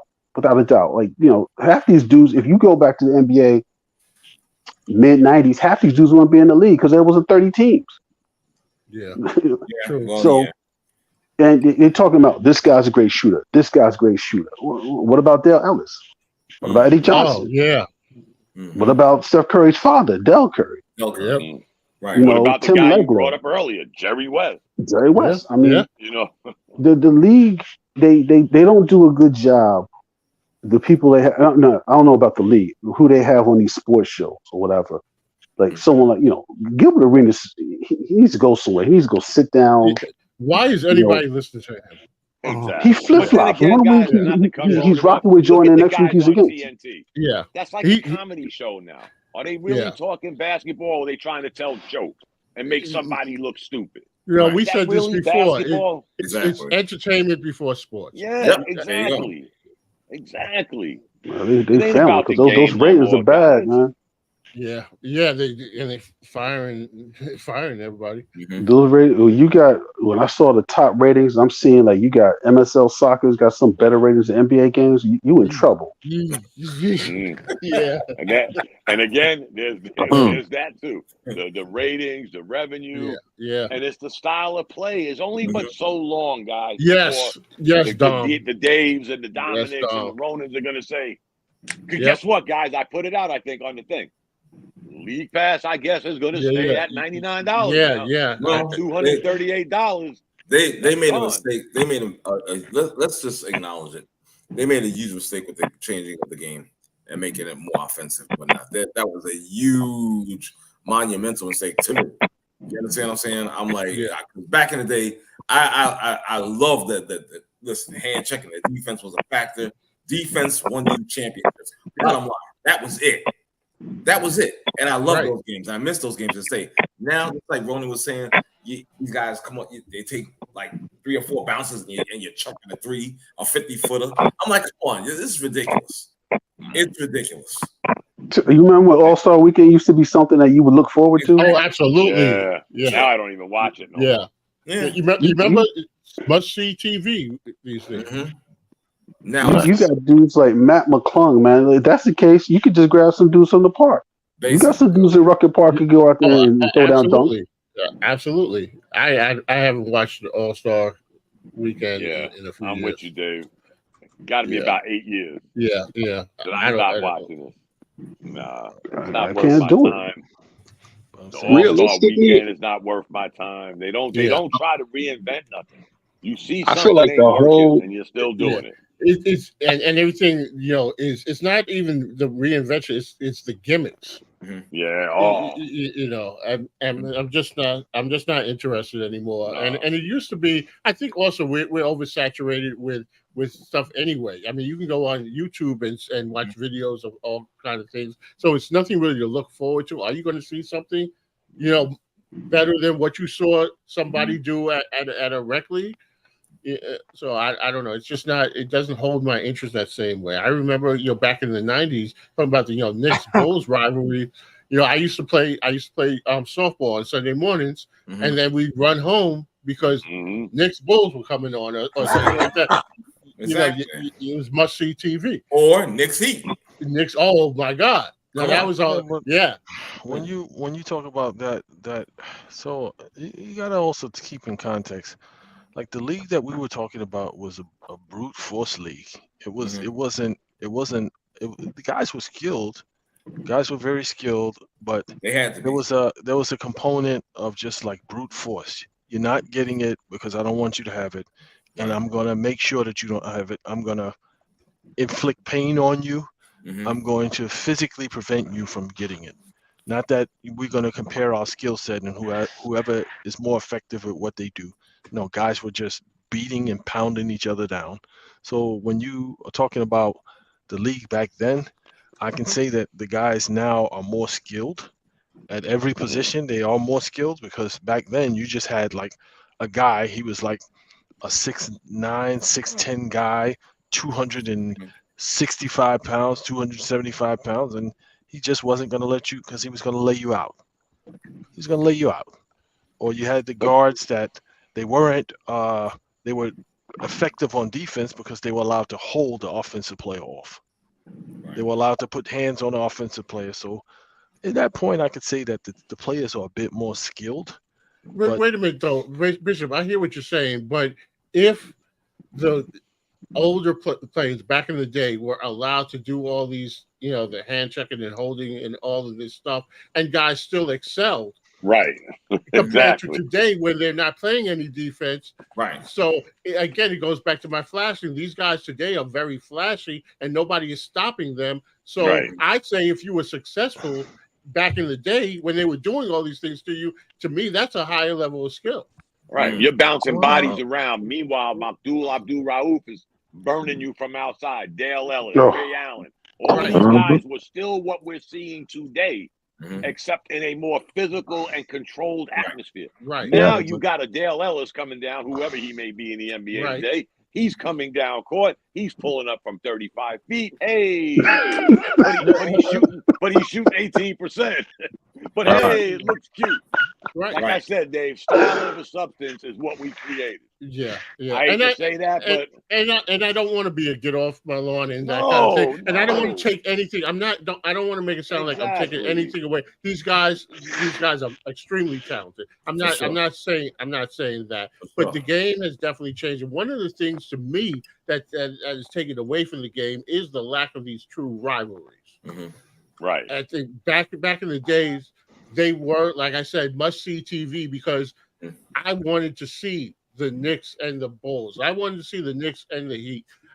Today, it doesn't feel like the same sense of urgency with this, and you don't feel like a lot of times they're too friendly with each other. Yeah, absolutely. These guys all play together, and to a sense, you could have had that back then, but guys knew how to turn it off. But I felt like if you have a history, these guys don't have really these histories against each other, so they're not going back 2-3 years when you knocked me out of the playoffs and I got to get revenge because the cast has changed. Right. I was going to say, Dave, here we go with the movement. This is not creating rivalries no more. You remember back in the days, guys, when the Knicks lost to, let's say, the Bulls or the Heat, them guys went their separate way. They went in their locker room. Wasn't none of this hugging at half court, kissing, doing that and exchanging. Yeah, I love you, man. It wasn't none of that. Yeah, I love you, man. There wasn't none of that. But again, if you want to compare errors and you take, again, I'll just use a guy like a Dale Ellis or Abdul Rauf. He was a short guy. But with all that physicality, he was still doing what he was doing. So if he was playing today with no hand checking, Yeah. Come on. This guy would average 40 points a night, man. Yeah. Him, but Dale Ellis, Ray Allen, Reggie Miller. Man, These guys would average 40 points a night. Yeah. Playing efficient ball. Why would these guys be upset these days? Why would these guys be upset these days when they make so much more money? It's like, yo, these guys are getting paid That's bad. another subject. It's like, yo, you know what? Why am I angry? Why am I angry? I'm not angry. I'm winning. I'm winning. Right. Yeah. You're winning, but that's the point. Your team isn't. Well, I don't care. I'm winning. Right. Five of the guys are winning. That's the problem. I think that's the problem too. That's the James Harden ideology. But also you got to look back. If we're talking 30, 40 years ago, the money that they were making was very good for that time. Right. You know, so nothing near what it is it's now. not, because nothing is near what it is now. The cost of a ticket was a lot less than it is today now, if you want to make comparisons. But what I'm saying is that these guys made what they made, but they still put winning in the game before that. At least the perception was that. Right. Well, I can't say what's in their head, but today the perception is more about I'm going to get mine. Right. And I think that's the difference. Right. I don't think it has anything to do with us guys and our age. I just think it's what's they all saying now, the eyeball test. Yeah. You know, we're old enough to realize what we saw and what we're seeing. That's not taking sides and playing both sides of the fence. It's just this is what we saw. Right. This is what we're seeing. We've been over this half the night. You got kids, 12, 13 years old, guys coming down court where Dave said we would have kicked him in his ass and he'd be on the bench the rest of the night. Yeah, and let me just say last thing for me on this is that we all I don't think we have any less love for the game itself. I'm not talking about the NBA, the game itself, but something about today's NBA has turned a lot of us off. And I think that's the failure, because a successful league, a successful anything is a continuation. You don't say, well, I'm going to drop off these older fans here and pick up the new fans. In spite of the older fans, you want a continuation. That's how you grow the game. You don't, it's not, we're swapping out. This is not like the players when they get too old, you move them out and then you bring in the new generation. Fans, that continues. That's a lifelong thing. And so if they're losing people of a certain demographic, that's problematic. But they're not losing fans because of the game. They're losing fans because of the access to the game. Like, if I can't watch the game, like, there used to be a lot of free games on television, on a local channel, on ESPN. Bishop, that's rare. I can't speak for anybody else on here, but how many people, I'm not talking about if you have Spectrum, but how many people don't have access to these games? A lot. Okay. So you say that. I'm going to ask everybody on the panel. Okay. How many people watched the NBA Finals this past season? I did. I did. Yeah. I did. I can honestly say I didn't. Okay. Painfully, I did. I can honestly say I didn't. You know why? And this me. Why? For me, it was a foregone conclusion Denver was going to win. Yeah. Because Denver was by far the best team. There was no doubt in my mind that they was going to lose. Okay. So there was no element of surprise for you. No. Right. So there was no reason for me to watch. So it wasn't an access issue, it was an intrigue. Right. A lack of a personal issue. Right. Yeah. And I think that's where a lot of people are today, guys. Come on, that's be honest. exactly Again, what like it I is. said, it was only last year. So we're talking, what was last year? 2022. So let's say 2021 and earlier. League Pass was $248, guys. Last year they went down to $99. This year it's $99. That's telling you something. Shit, I usually get it on my phone for like $60. Yes, I think me and you got the same thing, Garrett. Yeah. Yeah, $60 you can see everything. See, it's $99 through this one. But then again, guys, that's still saving me damn near $200 than what I used to pay. Yeah. I've had League Pass for I don't know how long. Dom has had it, definitely. But Dom, you got to think the $200 and something that they were selling the League Pass for, they were selling it.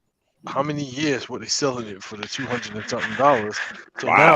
So now, quite some time, Bishop. Yeah. So now what you've done is you've outpriced the people who would watch the games, because maybe I can't afford to go to the game because the ticket prices are so high. Now I'm going to outprice the people that want to watch the game. So now I don't have access to it because I'm not going to spend $200. So I got my cable or whatever it is, DirecTV. I'm paying maybe like $100 for that. Now on top of that, I'm paying another $200 to see NBA games. That's a lot. It's a lot. But Bishop, if you were in a, like, I'm not speaking about New York, but if you were in a market that doesn't have an NBA team, back in the days, how would you see NBA basketball? Well, they would have like it would come. No, if you had Channel 9, if you had TNT. You go way back, bro. If you had ESPN, if you had ABC on Sundays, they would broadcast games on ABC. Right. So you're forgetting one. You're also forgetting one. You're forgetting NBC. Right. NBA on NBC. Yeah. CBS. But my point is, if you're not in the market, right, like where there's an NBA team, you saw it when it came on those things, like you mentioned. Those things still exist today. League Pass gives you the opportunity to see the entire NBA. That's different. Those games don't come on like TNT, and it's only at a certain point in the season that those games start coming on. Yeah. There's times when it's like, man, I want to watch this game. Like, is it on this channel? Nope, it's only on League Pass. But I'm saying though, back in the day, they didn't come on like every night. It was Sunday. Sunday on CBS. There were less on Saturday. There were your local team. There were less. Delay. Access was even less back then than it is today. Well, welcome to the technology. But I'm saying the point that you were making is that the problem was lack of access. I'm saying that there's more access today. League Pass is fairly new in the. You're talking about financial. There's more access, but who's going to pay? That's what I mean by access. But I'm saying though, when there was limited access, you still had the fans. It wasn't that you lost people because they had less access back then. I don't care if it's free. If it's not shown in your market, then you're not going to see it. And remember, with League Pass, the only reason I started getting League Pass is, of course, to see the Knicks. But then League Pass started creating little packages, like I could just take the Knicks, or I could take 3 teams, 4 teams, whatever, and bring my price down. But I'm not that kind of fan. I want to see, at 9:30 or 10:30 at night, I can't sleep. I could put on a game with the Denver Nuggets. Hence the reason I thought they were a pretty good team, because I'm actually watching them on League Pass. I mean, it gives me the opportunity, but I think the NBA realized they was outpricing their product, and they found a glitch. And when they hit that $99, I would almost venture to say, guys, last year, and it'll be a continuation of this year, will be their highest volume of subscribers for League Pass. You know what, Dom? I'm gonna add something. Well, here's another thing. Do you know that? So the new NBA 2K is coming out at 12 o'clock. I love you guys with these video games. So here's the thing, though. I didn't subscribe to this. I didn't subscribe to this, but if you pay a certain price for one of the packages for the game, you get League Pass with that. So they've included that. That's like the highest tier.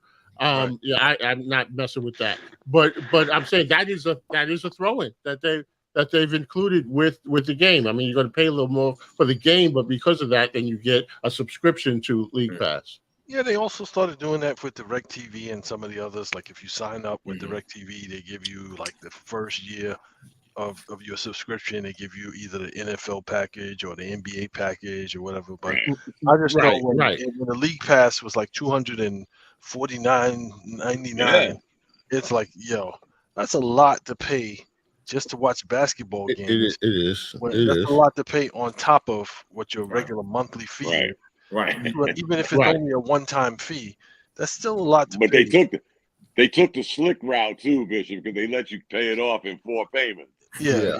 Unless you wanted to just do like I did and pay the $248 up front, they gave you the option to pay that's $50. That's dumb. That's the layaway plan. They gave you the layaway plan. But now your cable bill is $300 for 4 months. You know, how much for 2 games? Yeah. I thought about that, Dave. How much is Wolverine? Let me just see the nickname. Oh. Wow. It is $99, guys. I think that's where it should have been. It should have been. And like I said, this is probably going to be their 2 biggest subscription years because now, you know, I'm not saying every Joe could afford $99, but $99 for about 6 months. That ain't bad, guys. I mean, I'm not saying everybody can jump on. You know what? It's not bad, but it's a lot of money. Yeah. It's a lot of money for a product that you don't want to watch to begin with. Right.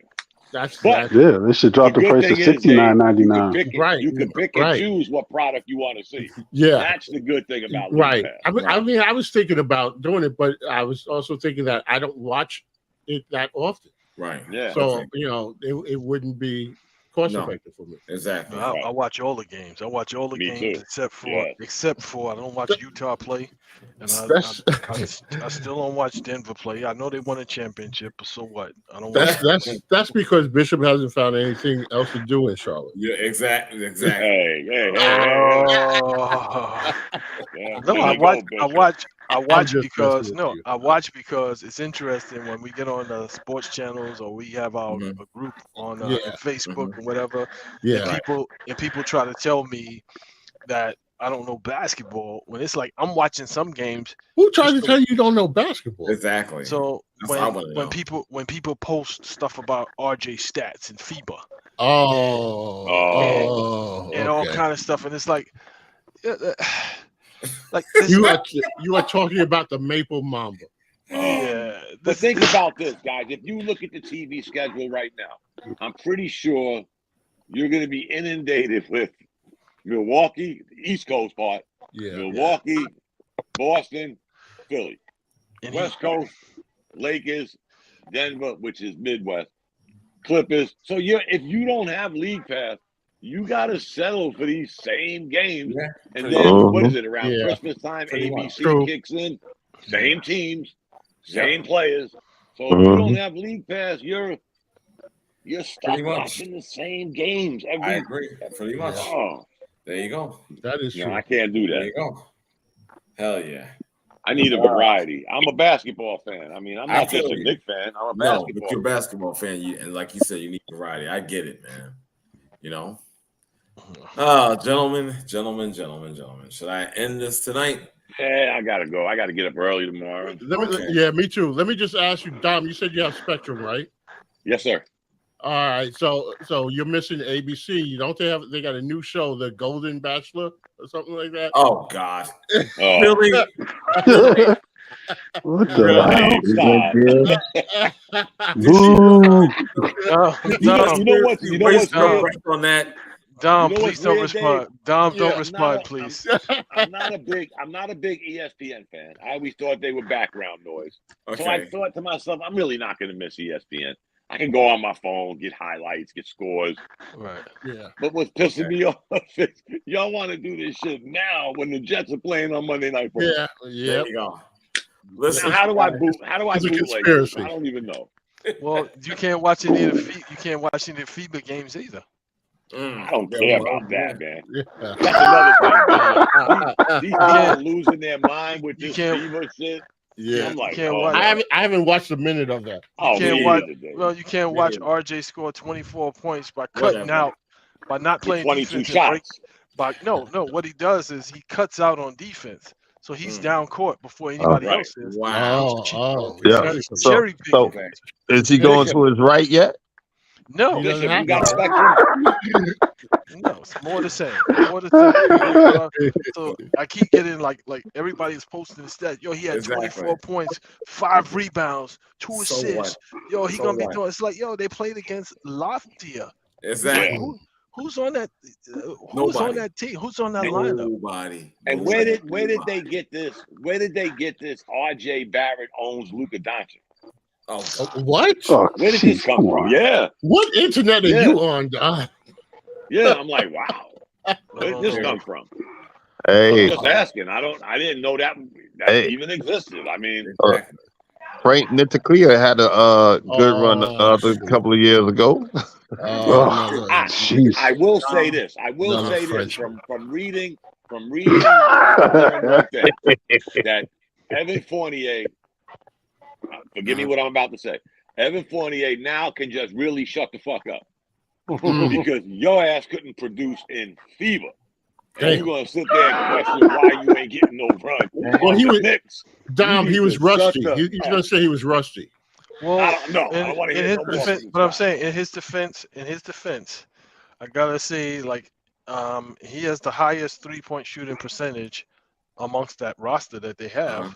So I'm like, if you are a defensive guru and a defensive coach, why and you had deficiencies in that area, why couldn't you find time for him, even if it was in 5 to 7 minutes, even if it was in 5 to 7 minute intervals? That's not our makeup. To get That's used not to our makeup. We don't give a shit about how good he shoots from 3-point land. We still was 12 games over 500 with his ass sitting on the bench bitching. So now, you know what? Like I said, no, I'm not talking about last season. Going on?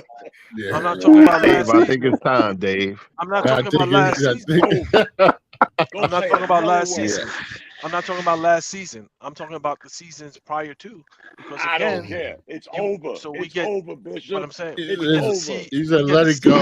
Let it go. Let it go. His goal, man. Well, Art is trying to go to bed. Art is trying to go to bed. No, I'm not trying to go to bed. And now in the unhinged portion of the show. That's right. Here we are. 9:56. You have to tune in next week. Next week will be unhinged. But listen, hey, yo, you can't produce in FIBA. Shit. Funny shit, you know.